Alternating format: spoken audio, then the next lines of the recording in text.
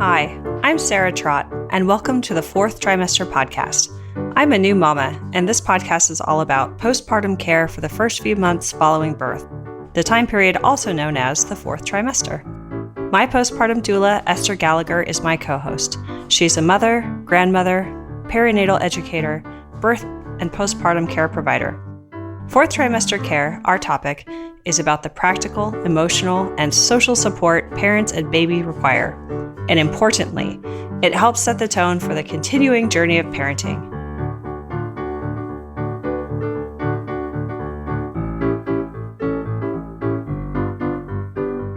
Hi, this is Sarah Trott, and welcome back to the Fourth Trimester podcast. Esther and I are here today to talk about a great topic, which is fatherhood and partners and the role that partners play through preparing for birth, the birth, and postpartum. And so we have a great discussion planned for you around that.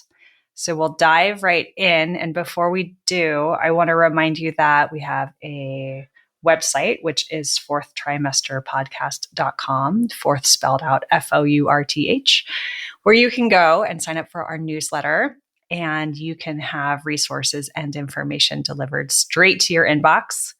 Please also hit subscribe or follow wherever you listen to this podcast. It's a great way of supporting us, and you will also be alerted every time we release a new episode. So here we are, Esther. Hi, Sarah. Hi there. Esther, this topic came up for us in part because it's just something that you discuss often with couples around preparing for birth. And it's something that we've always wanted to discuss and record together.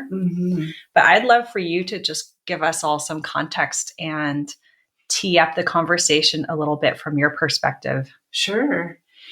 So because I've been doing this work for 32 years in the Bay Area, specifically, and also this work prior to that, but in very different way and in very different context, one of the through lines over these now 32 years that I've picked up on is that so much of the conversation, even just during interviews, when people are just wanting to reach out, get to know me, and, find out whether or not they want to work with me as their birth and postpartum doula, tends to want to circle back to what I'll put in a kind of large, fluffy box called practical matters, right?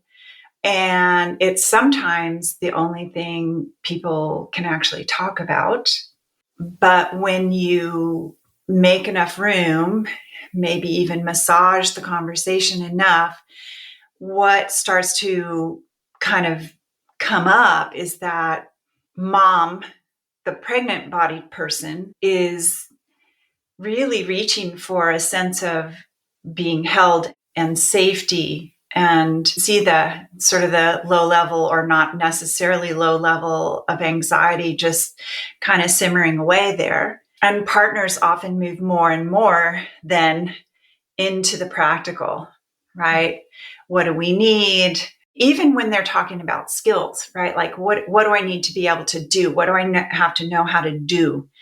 And, two very valid camps, right? I think it's easy in this culture to get set up with a list of to-dos that are very practical. And even then, not nearly enough guidance on, is this really practical? Is this really necessary? Does your baby really need this? If your baby has this thing, is it going to make your life actually easier? Are you going to find the thing you're looking for? At least I think one of you is looking for, if there's two or more in this conversation, which is intimacy, safety, love. I like to call it the oxytocin bubble, the love bubble. And if not, what's going to be the result, right? The fallout from not having maybe set aside this sort of focusing our anxiety on practical stuff and stuff. Yeah. I can't underline the stuff part enough. right? Instead of then, turning towards a thing that might feel more difficult because we're so poorly prepared to be doing that in this culture, which is sitting on the couch, snuggling up close together, getting into a sense of ease in the body, setting aside and with skill, right? And we'll talk about this more. Skillfully setting aside all the past and the future mindset and churning that's always there to be truly present in this moment. And then allow for the sorts of interactions that will deepen that sense of safety, that sense of ease, that sense of being held by something that is your relationship that feels healthy and safe. We really, put people on 9-month timeline of like, here's all the things on your to-do list. And often that falls squarely on the pregnant person, right? You have to make sure that these things all get done, right? And then that pregnant person is thinking, oh, well, it's my job to manage this project. I have to be the manager. I have to make sure everyone else knows what to do. Or I have to assume that they know what to do. And if I just give them a job, that job will be accomplished. Hopefully on my behalf. I mean, that's a secret wish, is that people care enough about me to show me that they do by doing these things for me, right? And there's a problem in there. Because the problem is none of us is very well prepared to know what those things are, let alone have the skill set to actually show up for those things. I mean, anyone can cook if they learn how, right? Anyone can clean a house well if they learn how. Anyone can prepare a sitz bath if they learn how. When it comes to being a family in this culture, the evidence is that not anyone can show up, be present, be mindful, be open to what is and not what we wish was happening, but what actually is, in a way that doesn't exacerbate anxiety and all its concomitants, which necessarily then is going to bring down the level of oxytocin and bring up the level of cortisol. And I know on this show, we must have spoken about, because it's I bang on about this a lot, right? That the whole project of becoming a family is learning how to lower cortisol and raise oxytocin. That's it. Sounds easy. Is not, because we've got so much training that is geared towards doing the opposite, right? Yeah.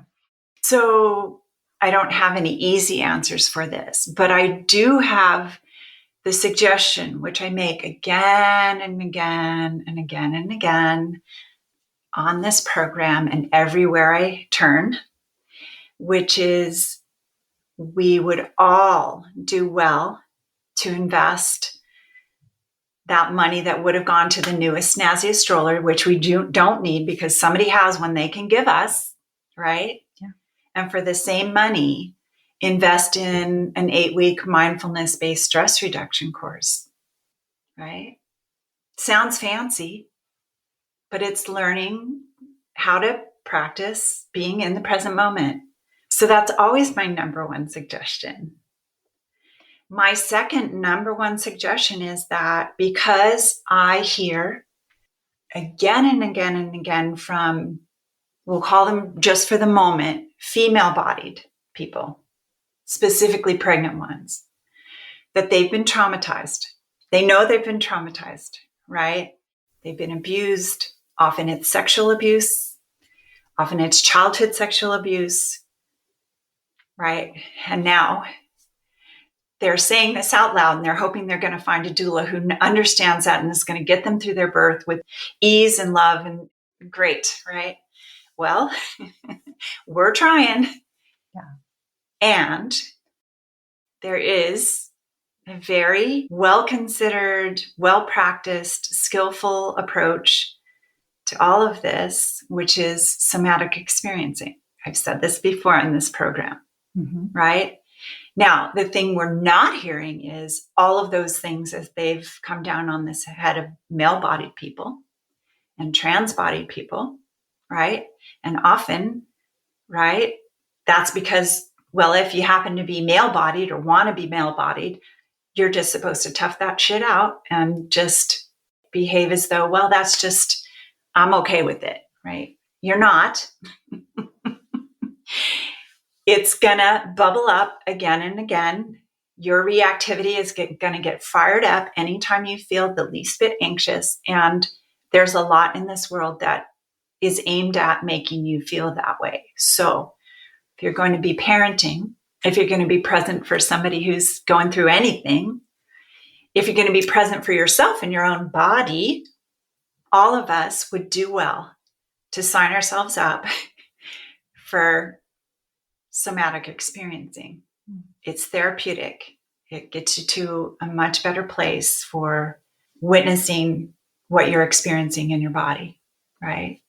So those have always, since I've known about them, which has been for a longish time, have been my strongest recommendations for anybody, for everybody, anybody and everybody, unless you grew up in a Buddhist household. Maybe you're lucky, I don't even know that that's necessarily true. Ashrams are wonderful, safe places, but they don't necessarily prepare you for what happens when you step outside the ashram, which we're always doing, right? We may feel nice and safe in our bedroom, but we have to step outside, even if it's just to go to the bathroom. Who knows what surprise might meet us when we get to the bathroom.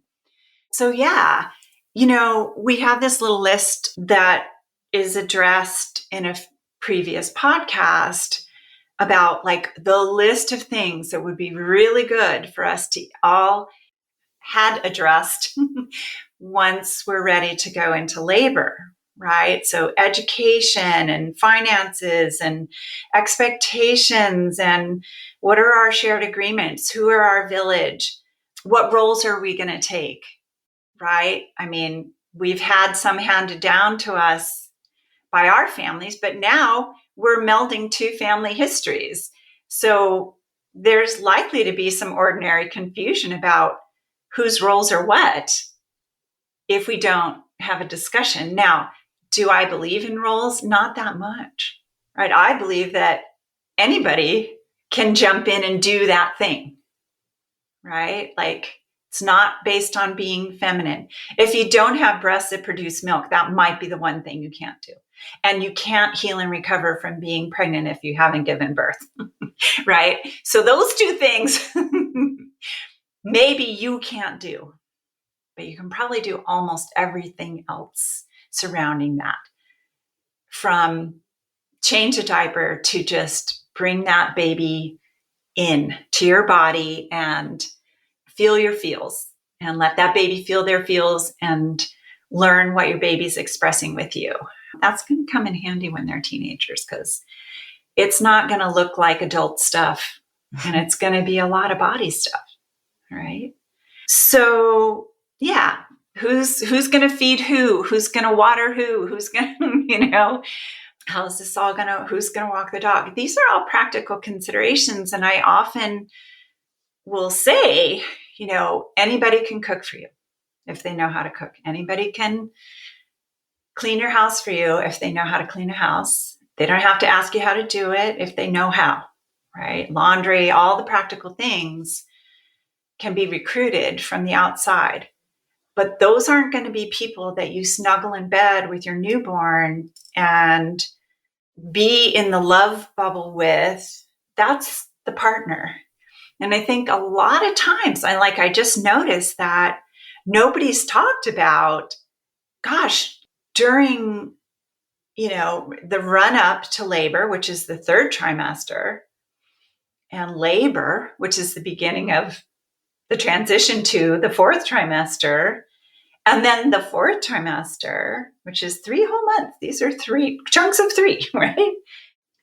Who's going to just lay around in bed loving this kid and loving each other without a program other than to just do that? And I can tell you from experience, personal and professional, that again and again and again, I see a form of grieving, which is that the person who's supposed to breastfeed and change their pad and make sure they're getting enough to eat is grieving and longing for the closeness and intimacy of the person they made this baby with, however they did that, right? And there's lots of ways to do that. But the closeness and intimacy of that other person in the room, touching, right?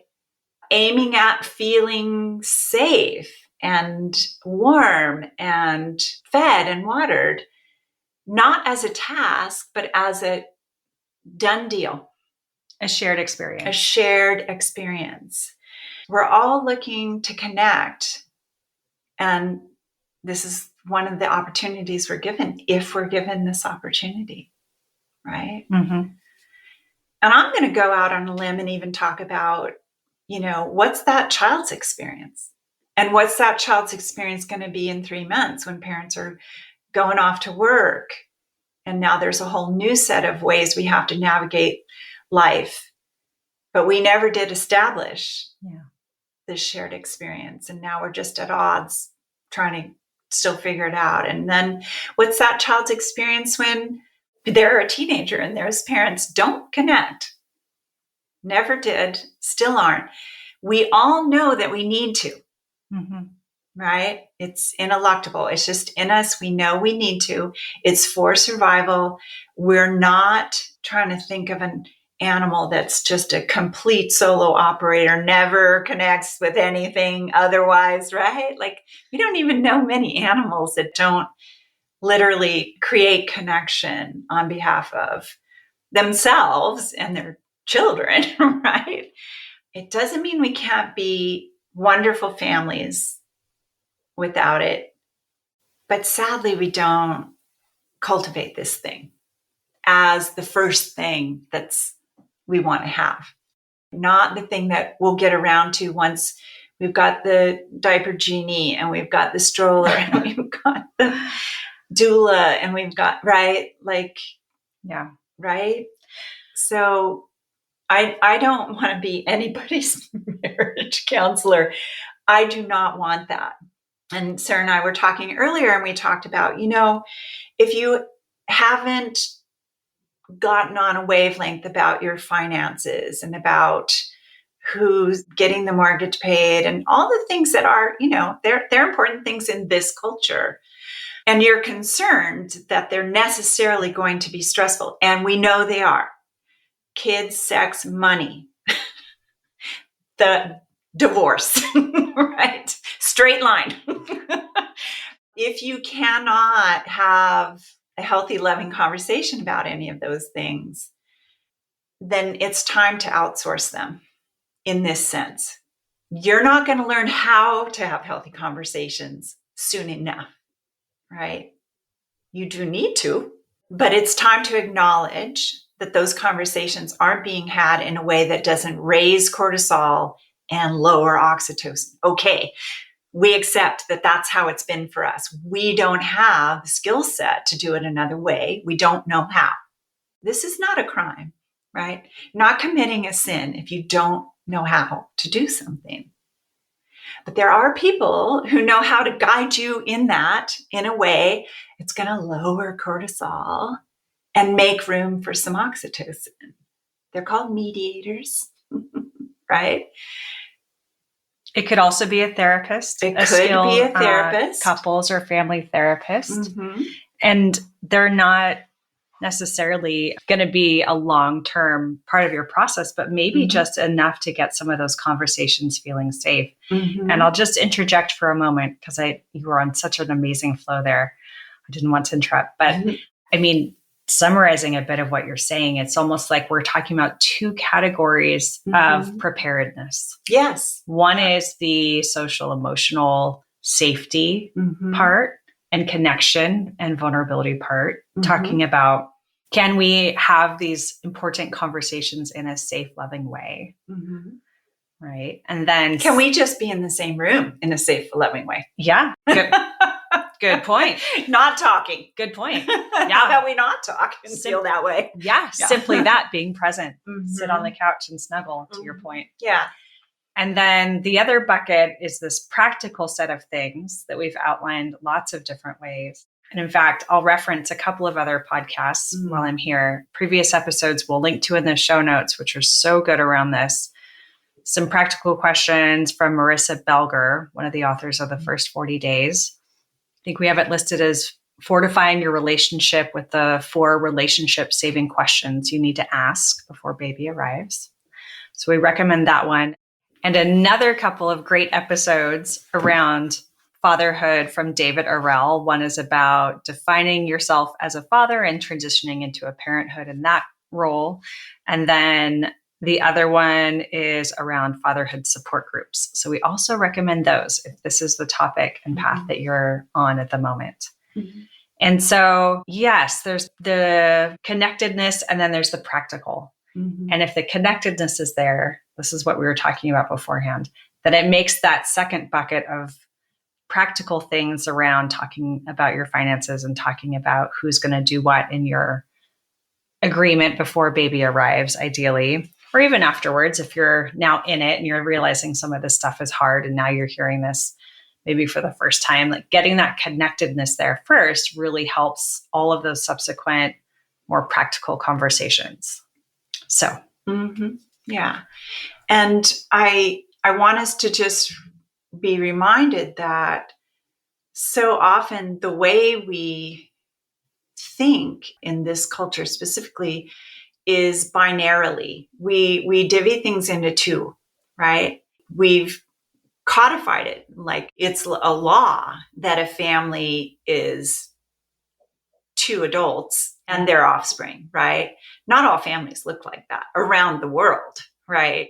And that these in this world, they're also often kind of, there's the assumption that there's a feminine aspect and a masculine aspect, right? And so we have this category in our culture called fatherhood, right? Because that's what we've done. And it doesn't fit every family, right? Because not every family thinks of one, even if they're a couple, thinks of one as masculine and going to take on, traditional masculine roles, and one as feminine and taking on traditionally feminine roles.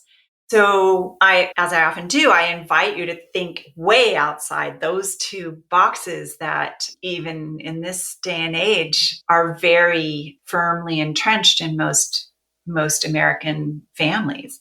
They don't work that great, right? The divorce rate in this country is very high. Single parenting is just de rigueur. I can say from experience, right? It's just what you do because it didn't work out, because you couldn't talk and you didn't feel safe. Yeah. So, yeah, massaging those kinds of things. We're hearing all the time about toxic masculinity in this culture, and that's a real thing. And anybody who identifies as masculine ought to be questioning it for their own sake, right? Men die sooner because it's too much cortisol in one lifetime for one body. So all of these things are important. And it goes beyond the practical. It really does. It goes into the imaginal. Like, what do you really want? What do you really want to have be your experience in this lifetime as a parent and as a partner in that project? So, yeah. Yes.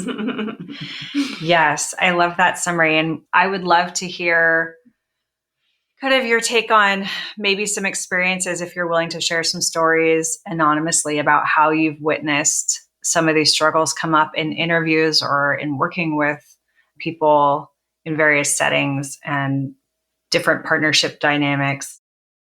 Well, I think whenever there's something somebody identifies as worry, We're now getting more sophisticated in calling it anxiety because we understand that it's a whole body experience, and we understand that things that we're calling worries are often running our show, right? We're distracted by them. Our mind is running them again and again. They come up unbidden, as well as during more practical moments, if those are a thing. And so I see this come up in interview all the time, right? So as I said before, soon to be parents are naming, could you help us in these practical ways? And one of them is naming their history as a cause for concern about how they're going to get through labor. I think, needing support and acknowledging that is always great. But as an example, recently interviewed a couple. They are officially what we would call a heterosexual couple, and really lovely. And this was the thing, right? Like, I originally thought I just wanted to be my partner and I, but then our friends told us about their experience with a doula and recommended that we just at least interview to find out more. And now I'm hearing all these things, and it really sounds like it would be great to have this added in thing. And the fact is that they're going to have to hold those things, not just during, right? This is part of their lives. And they're going to be holding these things skillfully or unskillfully through labor into postpartum until death do us part, and beyond that even, right? So, compartmentalizing pregnancy, labor, and birth as this little one-off moment that's somehow going to be a crisis and therefore needs extra added isn't wrong. And it's not the whole picture. It's not really right either. So again, examining these things as part of the life you're living together, which isn't a practical thing. Life together is not practical. People are very skillful at making it that way, and I admire it, but even making room for these things I think is important. And what I see, I guess if that's the question, what I see is a lot of collapse and depression amongst everybody, right? And it looks different ways coming from different people. So a postpartum partner who's depressed may be expressing a lot of anger and a lot of frustration. So what I see during labors is things becoming crisis oriented, right? Like, I can't take it. I can't take it.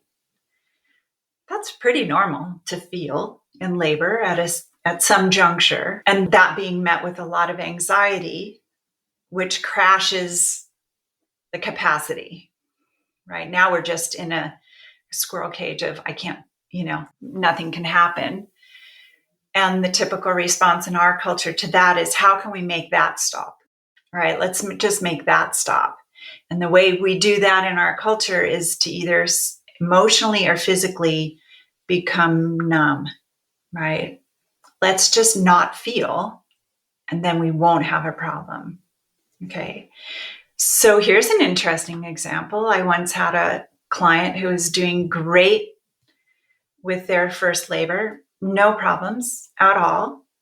And they sensed, okay, things are starting to really move. Things are going to get more interesting and bigger.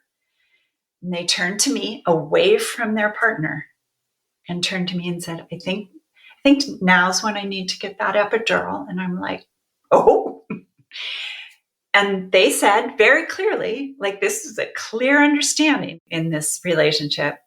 She said, oh yeah, I can totally handle it, but he can't. So I'm going to get the epidural. Interesting.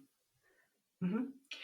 And what that really means, even more so, is I don't want to have to deal with what they're going to throw if I actually have my authentic experience in my body and express myself in it. I can't do both. And people, this is common. Why is this common? Why are pregnant-bodied people numbing themselves out because someone else in the room can't handle it? We should be asking ourselves this question and applying it to everything else we do, right? Why is that person not safe when I do something that human bodies do thousands and thousands and thousands of times every day? Yeah. Why? We've got a whole medical specialty that's just for this. Mm-hmm. And then we have to ask ourselves, what does this bode for our children? Yeah. And how they get to behave and learn and grow and express themselves. And we're not saying there's anything wrong with having an epidural if that's something that you want. I think the commentary here is more like, is it for you? Mm-hmm. Is it for you and your experience that you want? Or is it something that you're doing for someone else to appease something or to avoid something? Mm-hmm. And I wonder what discussion could be had prior to labor, Mm-hmm. which would enable a sense of equality in feelings and respect and trust. Mm-hmm. Precisely. And I will keep throwing in the word skillfulness, right? Because I have no doubt that the projection that somebody outside ourselves won't feel safe if we're authentically ourselves is probably based on experience. Everything doesn't feel safe suddenly, right? But also, if we look at it from a certain angle, it's a lack of skillfulness. It's a lack of feeling like we individually have the tools that will help us have the kind of experience that we actually are moving towards, where we actually would like to invite, that we actually want to have with that other person. They've never experienced this thing that we both could probably imagine if we took a minute to let ourselves imagine it, right? We just don't yet have those tools. So how do we, have the discussion that then allows us to point ourselves together in becoming skillful? Yeah. And this reminds me of what we were talking about earlier around this notion that if there's a fear or anxiety, that if we express it, we have to do something about it. Mm-hmm. Versus we can express we it. Allow. Right? And you were saying the example of, I'm noticing that when I think about finances or whatever it may be, I'm feeling a sense of worry or I'm feeling anxious, and just letting that be. Mm-hmm. But expressing it and communicating openly is key. Mm-hmm. And that extends potentially to this labor scenario that you're describing, where if someone's comfortable just letting it be and not having to fix it, then that could be a lot more smooth. Mm-hmm. And I think there's some wonderful things to be learned if we authentically and genuinely commit ourselves to a kind of learning another area of skillfulness. There's a whole program called nonviolent communication. But one of the tidbits in there, in terms of having a discussion that's less charged, is rather than sort of projecting an expectation onto somebody, which nobody enjoys really, actually, we come to the conversation, and if we have an idea about how something could happen, we're inviting rather than demanding. And that can look like, would you be willing to, or are you willing to consider blah, blah, blah, or do this thing, or take this course with me towards, maybe becoming more skillful. And there doesn't have to be an immediate answer, right? The answer to, am I willing to X, isn't something I necessarily know yet. It might take me a while to know whether I am willing. right? To have this thing happen, to participate in it. But this is also a way that we then get to learn in a reality-based way about our partner and ourselves. Right. Right. Because not all of us have come to any relationship in our lives fully prepared. And not always even fully willing, right? Willingness is a many-layered thing.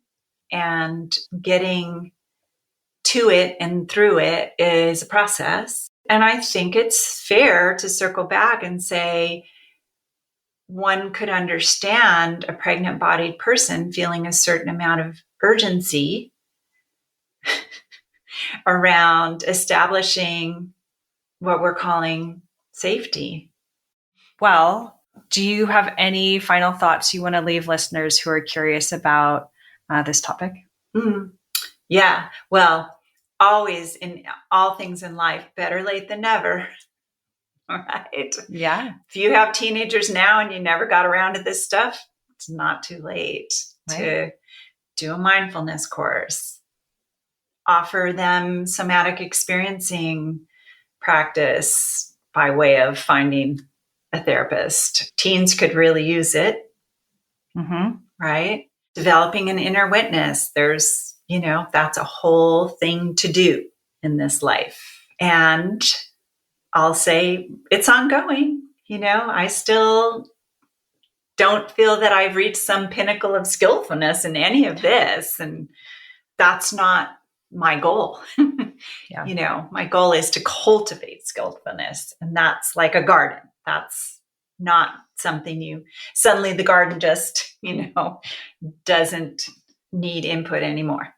So yeah, I guess that would be my wrap up. Beautiful. Thank you for this conversation. And listeners, we hope that you found this valuable. Please do share this with others in your life who you think can benefit. We would recommend everyone, of course. This podcast for everyone. Yep. All right. See you next time. Ciao. You can subscribe to this podcast in order to hear more from us. Thank you for listening, everyone, and I hope you'll join us next time on the fourth trimester. The theme music on this podcast was created by Sean Trott. Hear more at soundcloud.com/Sean Trott. Special thanks to my true loves, my husband Ben, daughter Penelope, and baby girl Evelyn. Don't forget to share the fourth trimester podcast with any new and expecting parents. I'm Sarah Trott. Goodbye for now.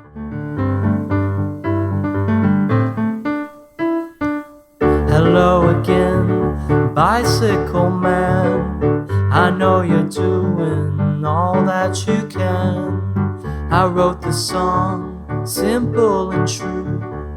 I wrote the song, I'll sing a song for you.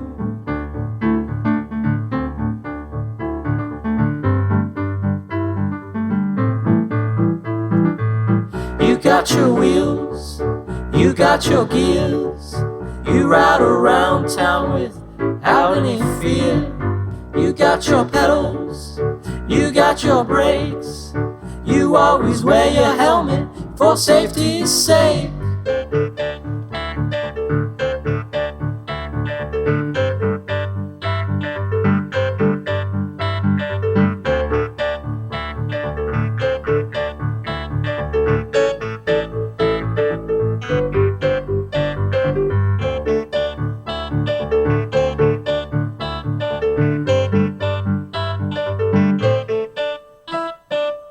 Hello again, bicycle man. I know you're doing all that you can. I wrote the song, simple and true. I wrote the song, I sing a song for you.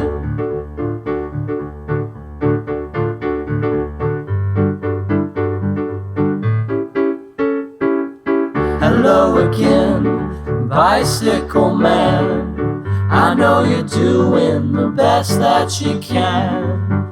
I wrote the song, simple and true. I wrote the song, I sing a song for you.